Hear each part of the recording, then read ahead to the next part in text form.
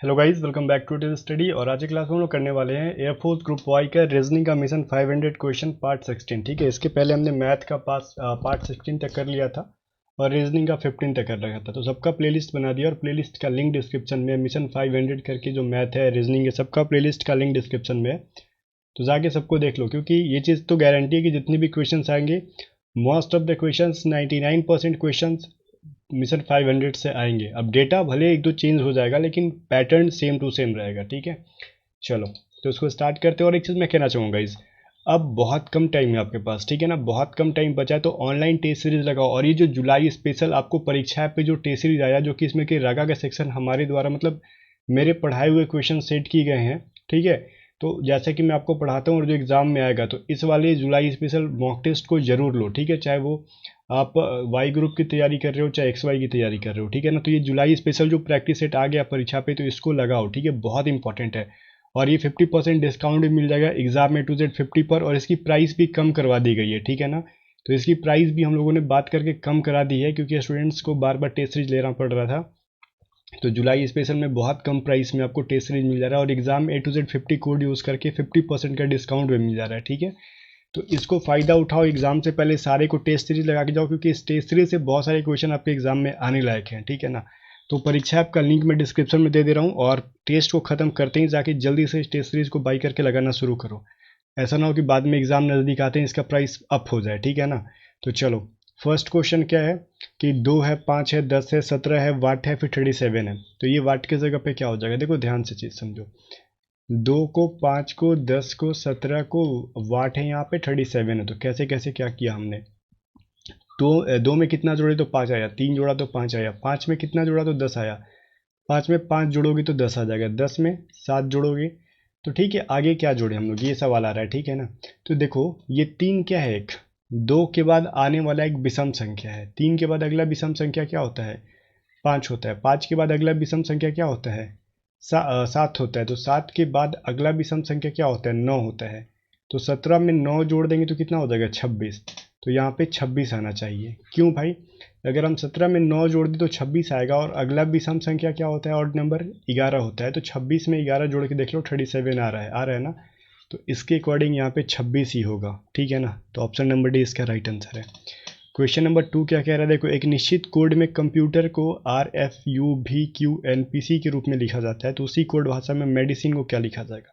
तो वीडियो को रोक करके जल्दी से उसको बनाओ और मैं यहाँ पे आपको आंसर बताता हूँ। ठीक है, देखो एक अगर वर्ड को पढ़ रहे हो आप लोग कंप्यूटर, तो कंप्यूटर की स्टार्टिंग में C होता है और लास्ट में R होता है। ठीक है, तो एक चीज़ यहाँ पे समझो, देखो मैं यहाँ पे लिख रहा हूँ COMPUTER।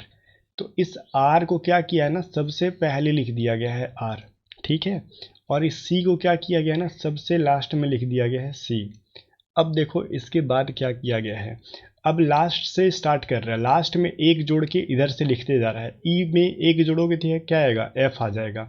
टी में एक जोड़ोगे तो क्या आ जाएगा, यू आ जाएगा। यू में एक जोड़ोगे तो क्या आएगा, भी आएगा। पी में एक जोड़ दो तो क्या हो जाएगा, क्यू हो जाएगा। एम में एक जोड़ दो, एन। और ओ में एक जोड़ दो तो पी। समझ रहे हो ना कि लास्ट वाले को शुरू में और शुरू वाले को लास्ट में लिख दो, और लास्ट वाले में एक एक जोड़ते हुए आगे से लिखते चल जाओ। वैसे ही गाइस हम लोग करेंगे मेडिसिन के अंदर, MEDICINE। तो ई है जो लास्ट में, उसको शुरू में ले जाओ। एम जो है फर्स्ट में, उसको लास्ट में ले जाओ। ठीक है, अब ई के पहले क्या था, एन था, तो एन में एक जोड़ोगे तो क्या आएगा, ओ आ जाएगा। ठीक है, आई में एक जोड़ो, जे। सी में एक जोड़ो, डी। ठीक है, और आई में फिर एक जोड़ दो, क्या हो जाएगा भाई, फिर आपका क्या हो जाएगा, आई के बाद जे ही होता है। डी में एक जोड़ दो तो ई हो जाता है, और इसके बाद तो कुछ है नहीं। तो ई ओ जे डी, फिर जे ई, और अच्छा ई में एक जोड़ोगे तो एफ आएगा ना यहाँ पे। डी के बाद ई में भी जोड़ना था हमको, तो एफ एम। तो ये किस में है, ऑप्शन नंबर डी के अंदर है। ठीक है ना, तो 2 का ऑप्शन नंबर डी हो जाएगा। तो ये चीज़ हमको ध्यान देना है। अब बाकी हम पूरा नहीं भी बनाते तो हमको इतना इतना करके भी आंसर आ जाता। ठीक है ना, चलो क्वेश्चन नंबर 3 क्या कह रहा है, नीचे दिए गए शब्दों को बताओ, एक ऑर्डर में सजाना है। देखो ये थोड़ा सा कॉम्प्लिकेटेड क्वेश्चन लगेगा बहुत सारे स्टूडेंट्स को, बट रीजनिंग इसीलिए मैंने इस क्वेश्चन को यहाँ पे इंक्लूड किया ताकि एग्जाम में कहीं से भी कुछ भी आए, छूटना नहीं चाहिए। ठीक है, और रीजनिंग में कुछ भी दे सकते हैं। देखो फर्स्ट क्या कह रहा है, प्रस्तुति, सिफारिश, आगमन, चर्चा, परिचय। इंग्लिश देखा जाए तो हमको ज़्यादा समझ में आएगा, प्रेजेंटेशन, रिकमेंडेशन, अराइवल, डिस्कशन और इंट्रोडक्शन। देखो इन सब में पहले क्या होता है, मान लो आप लोग बहुत सारे टीवी सीरियल्स देखते होगे, जैसे बहुत सारे टीवी सीरियल्स होते हैं, ठीक है, जहाँ पे ऑडिशन के लिए बुलाया जाता है, ठीक है, सीरियल्स वगैरह में भी देखते हो आप लोग, टीवी शोज़ कह लो कि ऑडिशन के लिए बुलाया जाता है। तो पहले ऑडिशन में होता है, तो पहले मान लो आपको ऑडिशन देना है तो आप क्या करोगे, पहले जाओगे, पहले आपका अराइवल होगा वहाँ पे, ठीक है, अराइवल। अब जाते जाते वहाँ पे क्या करोगे, ये चीज़ बताओ मुझे। जाते जाते खुद को इंट्रोड्यूस करोगे कि आप हो कौन, ठीक है। तो इंट्रोड्यूस का क्या है, 5 नंबर। अब इंट्रोड्यूस के बाद ऑडिशन गए हो देने, तो अपना प्रेजेंटेशन दोगे ना वहाँ पे जो काम करने गए हो। तो फिर किस में है प्रस्तुति, ऑप्शन नंबर ए में। जब आपका मान लो कि प्रेजेंटेशन खत्म हो जाता है, तो उसके बाद वो लोग क्या करेंगे, चर्चा करेंगे। तो ऑप्शन नंबर 4, क्योंकि आपका कैसा था कैसा नहीं था। उसके बाद आपको रिकमेंड करेंगे वो लोग, ठीक है, लेंगे कि नहीं लेंगे। तो रिकमेंड करना क्या हुआ, 2 हो गया, ठीक है। तो ये कहाँ चला गया, सबसे लास्ट में, रिकमेंडेशन जो हो गया सबसे लास्ट में चला गया। तो 35 142 किसके अंदर है, ऑप्शन नंबर सी में। तो इस क्रम में इसको सजाना था। इसके जगह पे कुछ भी दे सकता है, ठीक है ना, कोई फिक्स नहीं है कि यही देगा, कुछ भी दे सकता है।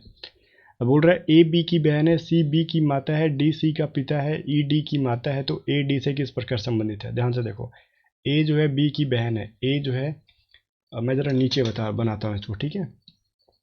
ए जो है बी की बहन है, ए बहन है ना बी की, ठीक है। तो बोल रहे हैं अब सी जो है बी की माता है, तो सी जो है बी की माँ है। अब बी का जेंडर क्लियर नहीं हुआ मेरे को, ठीक है। अब सी लेकिन फीमेल है, माता है बी की। डी जो है सी का पिता है, यहाँ पे डी आ गया एक, जो कि सी का पिता है, ठीक है, डी सी का फादर है। और ई जो है डी की माता है, ई जो इसके ऊपर हो गई, ये फीमेल है। तो ए का रिलेशन डी से बताओ, ये ए का रिलेशन इस डी से क्या हो जाएगा, हमको ई से कोई लेना देना नहीं था। तो डी से, तो डी इसकी बेटी, बेटी का ये बेटा चाहे बेटी होगी बी, ठीक है, कोई मतलब नहीं है। तो मतलब सी की संतान है ए, ठीक है, तो जो कि डी का फादर है, तो ऑब्वियस है उसकी बेटी का, उसकी बेटी की बेटी है ए। डी की बेटी क्या लगेगी इसकी, वो लगेगी ना, पोती लगेगी, ग्रैंड डाउटर कहते हैं जिसको हम लोग इंग्लिश में, ठीक है ना, ग्रैंड डाउटर। चलो ऑप्शन नंबर डी जो है राइट आंसर है। 5 नंबर देखो, लड़कों की एक पंक्ति में यदि ए जो बाएं से 10वां है, बी जो दाएं से 9वां है, तो आपस में अगर स्थान अदला बदली कर लेते हैं या फिर एक्सचेंज कर लेते हैं, तो एक बाएं से 15वां हो जाता है। तो पंक्ति में टोटल कितने लड़के हैं, देखो एक लाइन है मान लो, ठीक है, ये अपना लेफ्ट है और ये अपना राइट है, ठीक है ना। अब ये बोल रहा है ए जो है लेफ्ट से है, ए जो है यहाँ पे इधर लेफ्ट से काउंट करते हैं तो 10 नंबर पे आता है। यहाँ पे बी अगर इसको राइट से काउंट करते हैं तो ये 9 नंबर पे आता है, ठीक है। अब बोल रहा है ना कि अगर ये अपना पोजीशन बदल ले, बी यहाँ पे आ जाए और ए यहाँ से आ जाए, तो ए को हम लोग लेफ्ट से ही काउंट करेंगे, तो ये 15 नंबर पे आ रहा है यहाँ पे, ठीक है। तो पंक्ति में टोटल कितने लड़के, देखो पहले ये बी राइट से 9 नंबर पे था, तो इसका मतलब इधर में टोटल 8 लड़के थे। और बी जब ए जब यहाँ पे आया तो यहाँ पे 15 काउंट कर रहे हैं लेफ्ट से हम लोग। तो इधर 15 और ये प्लस 8, तो 15 को 8 से जोड़ दो, क्या आ जाएगा, 9 10 11 12 13, और ये 23 हो गया, ठीक है ना। तो टोटल 23 स्टूडेंट्स है इसके अंदर।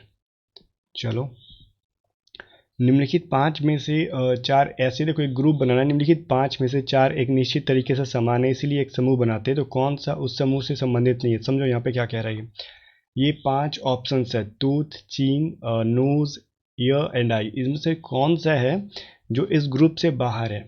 देखो इसको चुनने का 2 तरीके और दोनों से अलग अलग ऑप्शंस आ जाएंगे। देखो ये चीन क्या होता है मैं समझा दूँ, देखो टूथ का मतलब दांत होता है, नोज का मतलब नाक, ईयर का मतलब कान, आई का मतलब आँख, चीन का मतलब होता है जबड़ा के नीचे जो ठुड्डी होता है ना, जिसको बोलते हैं हम लोग, ठीक है, जबड़ा के पास में जो नीचे जहाँ पे दाढ़ी वाड़ी बढ़ती है, वो वाली चीज़ चीन कहते हैं हम लोग। ये चीन कंट्री के बारे में नहीं, उसको चाइना लिखते हैं, ठीक है ना। तो ये इसमें से कौन सा डिफरेंट है वो चूज करना है आपको। तो देखो गाइज, कुछ लोग बोलेंगे टूथ, कुछ लोग बोलेंगे चीन, दोनों का रीज़न बता रहा हूँ और दोनों में डिफरेंस बता रहा हूँ। देखो टूथ को हम लोग क्यों अलग बोलेंगे, क्योंकि ये दिखता नहीं है जब तक मुंह ना खोले हम लोग, ठीक है, ये अंदर होता है टूथ। तो इस तरीके से हम लोग टूथ को डिफरेंट बोल सकते हैं सभी में से। बाकी चीन, नोज, ईयर, आई सब कुछ हमको बाहर से ही दिख जाता है। लेकिन गाइज एक चीज़ ध्यान दो, यहाँ पे डिफरेंस चूज करना है, तो चीन भी सबसे अलग है इसमें। क्यों, देखो टूथ में डबल वोवेल्स आ रहे हैं, ओ, चीन में सिर्फ आई एक वोवेल्स है, नोज में ओ और ई वोवेल्स हैं, ईयर में ई और ए वोवेल्स है, और आई में ई और ई 2 वोवेल्स हैं। तो हमको रीजनिंग में अगर ये क्वेश्चन देता है आपके एग्जाम में, तो चीन को ऑप्शन करना, ठीक है ना। अब ये साधारण आपको इजीली जो आंसर मिल गया कि हमको ये अपने से लॉजिक लगा लिए कि हमको चीन दिखता है, मतलब टूथ दिखता नहीं है जब तक हम मुंह ना खोलें, और सब कुछ दिखते हैं तो इसलिए टूथ अलग कर दे, तो नहीं।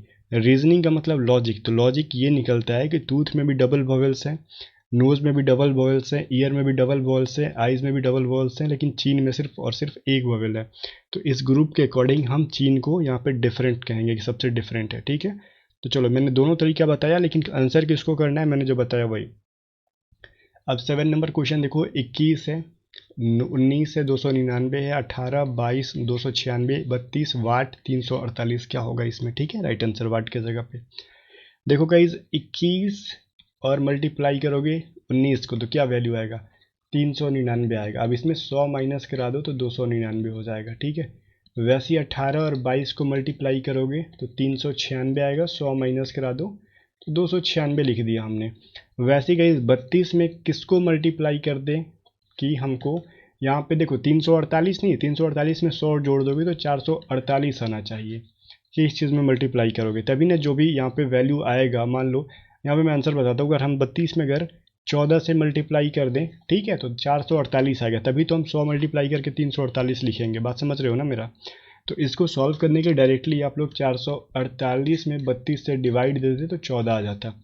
यहाँ पे अगर हम 14 रख दें तो 32 इंटू 14 मल्टीप्लाई करोगे तो 448 आएगा, फिर 100 माइनस करा के हम लोग नीचे 348 लिखते हैं। समझ गए ना। तो यहाँ पे फाइनली 14 आंसर आएगा। तो ऑप्शन नंबर ए अपना राइट आंसर था।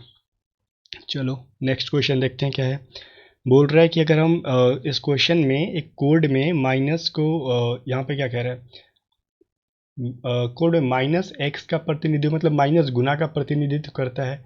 अच्छा, मैं इंग्लिश वाला क्वेश्चन पढ़ रहा हूँ, आप हिंदी वाला पढ़ लेना, ठीक है, क्योंकि वो शुद्ध हिंदी पढ़ना कभी कभी मुश्किल हो जाता है, क्योंकि प्रतिनिधित्व पढ़ना काफ़ी लॉन्ग वर्ड हो जाता है। In a certain code language minus represents, मतलब मल्टीप्लाई, ठीक है। माइनस मल्टीप्लाई को बता रहा होता है, डिवाइड रिप्रेजेंट कर रहा है अपने प्लस को, प्लस रिप्रेजेंट कर रहा है डिवाइड को, और मल्टीप्लाई रिप्रेजेंट कर रहा है माइनस को। तो ये इस सेंटेंस को, मतलब ये इक्वेशन को सॉल्व करो। 16 मल्टीप्लाई को क्या करोगे, ये माइनस कह रहा है ना, तो ये 16 माइनस 20 कर दोगे, ठीक है। यहाँ पे डिवाइड है तो डिवाइड कह रहा है प्लस आपको, तो 15 कर दोगे। फिर अगला हमको क्या कह रहा है, 15 माइनस है तो माइनस किसको बता रहा है भाई, माइनस मल्टीप्लाई को बता रहा है, तो 4, और प्लस अपना डिवाइड बता रहा है तो 2। तो ये 2 दूनी 4, और ये फिर मल्टीप्लाई होता तो 15 दूनी 30, तो 16 माइनस 20 प्लस में 30। अब ये प्लस प्लस करो, 16 और 30 को जोड़ोगे तो 46 माइनस 20 अपना 26 आ गया। तो बोर्ड मास का नियम लगा के क्वेश्चन को सॉल्व करना, खुद से नहीं। चलो नेक्स्ट क्वेश्चन देख रहे हैं। ममता और नंदिनी सुबह शतरंज खेल रही हैं। यदि खेलते समय नंदिनी सीधे सूर्योदय की ओर देख रही है तो ममता का मुख किस दिशा में होगा।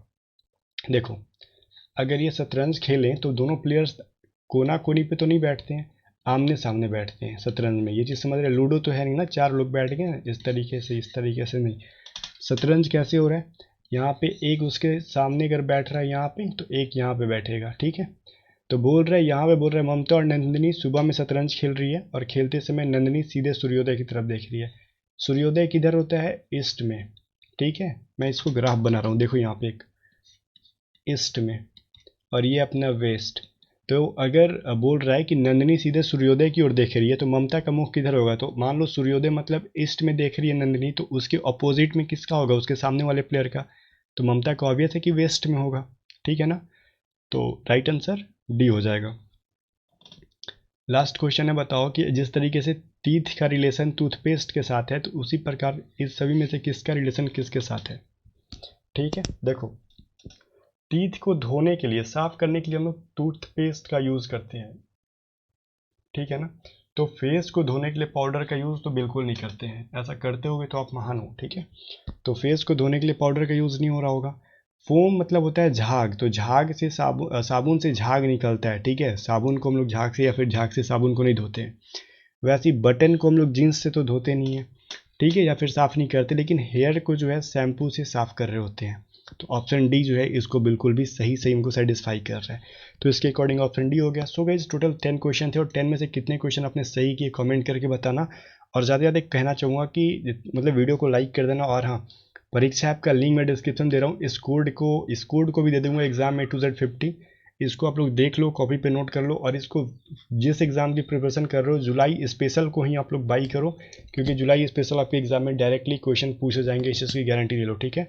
बाकी वीडियो को लाइक करके जाना, चैनल को सब्सक्राइब कर देना, और इस वीडियो को शेयर करना, कमेंट करके बताना कि कितने क्वेश्चन के आंसर आपने बिल्कुल भी सही दिए बिना मेरे आंसर देखे, ठीक है। मिलते हैं नेक्स्ट वीडियो में।